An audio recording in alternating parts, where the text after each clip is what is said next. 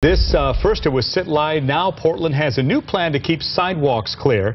Pedestrian use zones, they would be in the Rose Quarter, Lloyd Center, and downtown. That's where K2's Anita Kasey is live to walk us through this and how it's different from the last one. Anita? Well, within those pedestrian use zones, a major portion of the sidewalk would have to remain open. On sidewalks like this one here in front of City Hall that are more than 10 feet, it would be about this much space. That's 8 feet. If the sidewalk were smaller, it would be reduced to 6 feet. Now, the idea is that the rest of the sidewalk from here over to the curb would be fair game for anything from sitting to lying to lounging, anything that is legal. Now, the city says these sidewalks have to be open to for everyone to use within the city. We're talking about things like dog walkers, pedestrians, moms with strollers, and the disabled. But we've all encountered people blocking the sidewalks, particularly the homeless or panhandlers. Portland did try to ban that in 2007 with the sit-lie ordinance, but a judge tossed that out. So in October, city leaders came up with a sidewalk management plan.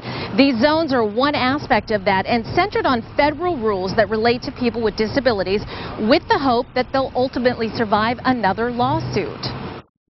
Well, we take a humble approach to this with good intentions in mind. As you know, this is a really complicated issue, and so that's the reason why we put it out as a draft plan.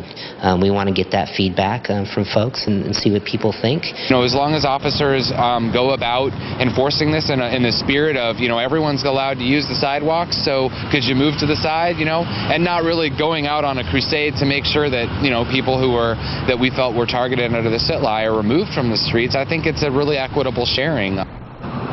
That enforcement piece is big for Sisters of the Road and other homeless advocates. They are still reviewing the language, but do feel a bit better about this ordinance, particularly because it specifically says panhandling is still protected under free speech and can continue. Now, this does not just affect the homeless. If you walk a dog, you'll also have to think about this because your dog will have to be on a leash that's only within about 2 feet from your knee. So that means those long retractable leashes that you sometimes see, those would not be allowed within these zones.